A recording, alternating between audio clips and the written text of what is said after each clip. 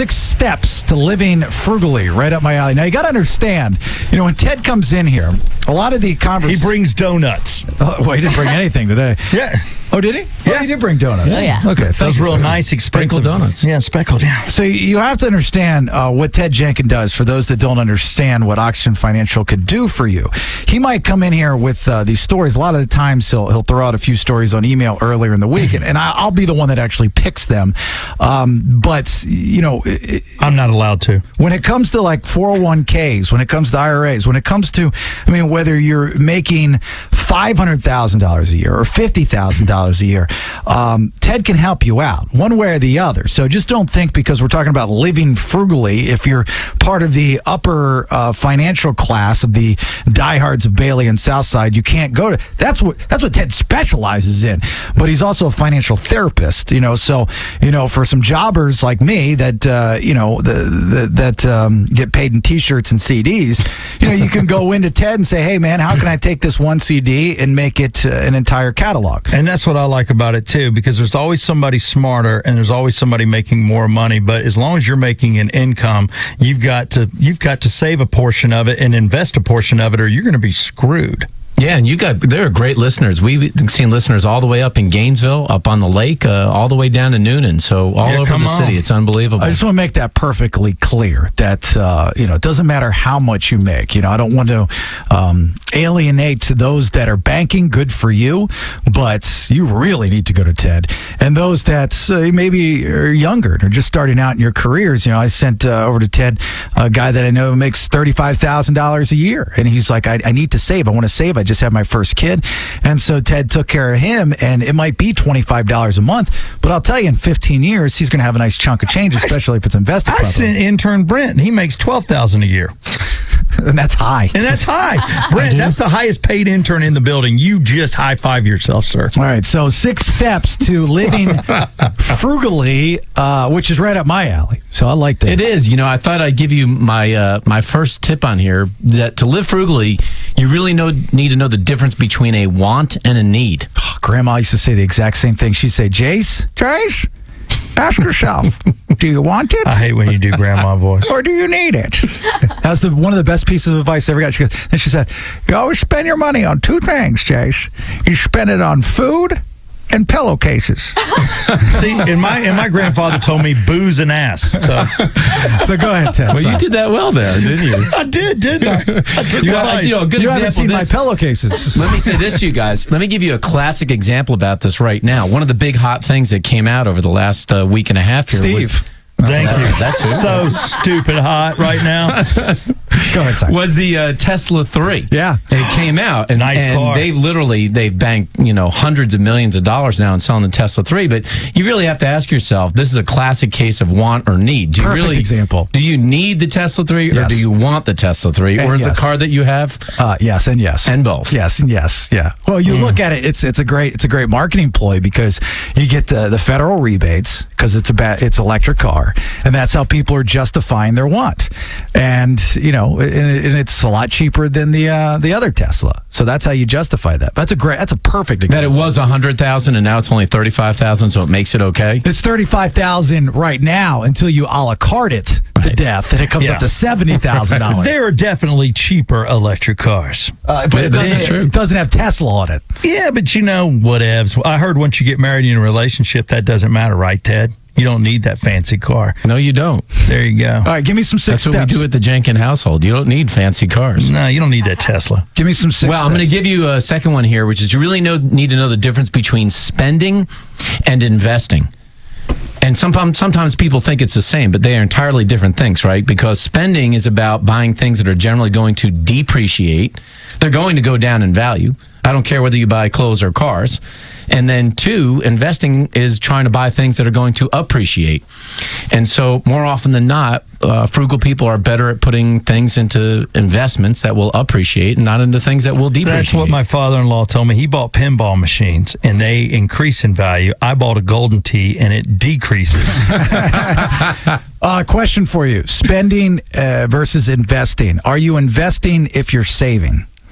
Is that... yeah. Okay, so if you're putting money into, let's say, a money marketing account because you don't want to put it into the market, Wall Street, or the real estate market or something. You just want to make sure you have money for a rainy. That was another thing Graham told me. I always have money for a rainy day, Jace.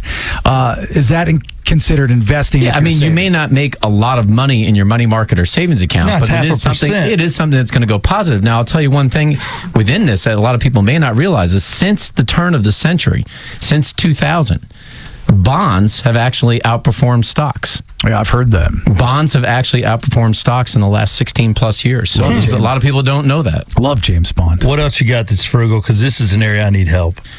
Well, one of the things I like that I have done very successfully in my life, but I share this with a lot of clients, is to buy quality. So in this case, being frugal doesn't always mean being cheap, right? A lot of people believe that if you're frugal, that you just buy everything that's cheap. Bailey's cheap. Screw you. I'm frugally inexpensive. But let me just talk about this. Let's say you buy a pair of shoes. Yeah. And there are shoes that are $20 and shoes that are $50. $20, Mikey's. Yeah, Mikey's.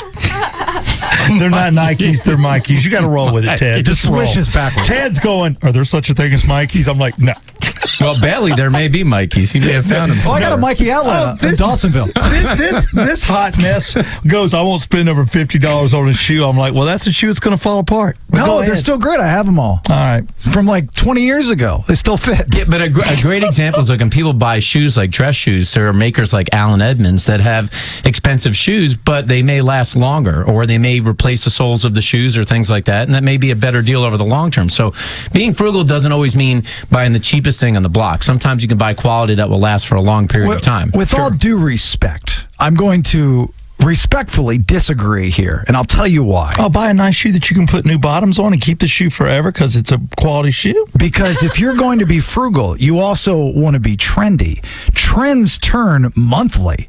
So why would you want the same pair of the example you gave, dress shoes, for a long period of time when you can pay less? It's almost leasing versus buying a car, where you'll get the shoe and you'll wear it for as long as it's trendy, and when it wears out, it's time to buy a new shoe, and you're spending the same amount of money on that one pair of shoes that's now outdated versus two pairs of shoes with different Buy trends. traditional. Well, take something different. Well, look, if you wear Under Armour, you buy Under Armour because they have quality, right? And so This was on sale. You could buy something cheaper. You could go to Target and buy something cheaper and buy the Target brand of sweatshirt. And that's the T-shirt I have. The Target. Okay. It's funny you said And that. on a glance, it looks the same.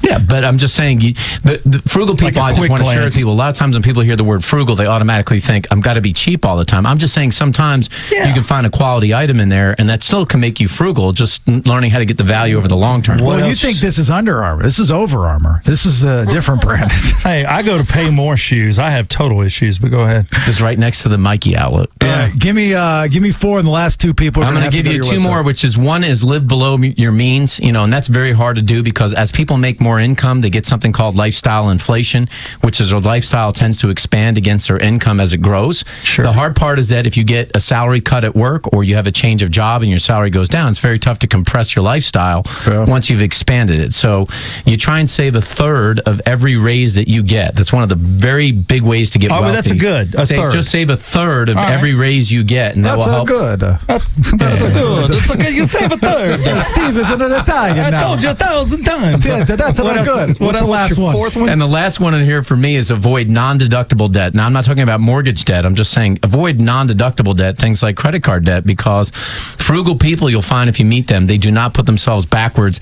and pay interest to companies. They learn how to buy things where they can earn interest on their money. Do you want to pay interest or earn interest, right? I want to earn, Ted.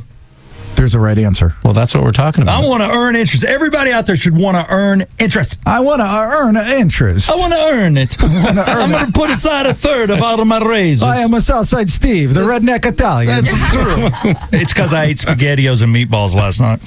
All right, Ted, how can people find you, my friend? Well, you can go to oxygenfinancial.net. Right now, there's one thing that everybody should know about their 401k, a major change to the law that you're going to want to know about. Go to oxygenfinancial.net. Request this free book as a change from the Department of labor that everybody must know. Go to oxygenfinancial.net. I'll give you the free guide on what's happening. All right. Always good information there, Ted. Thank you, sir. Headlines round number 2. 2 big stories from today. You get something very nice if you can match up the headlines with the audio Brandy has got for you next. If you want in on this, 404-741-76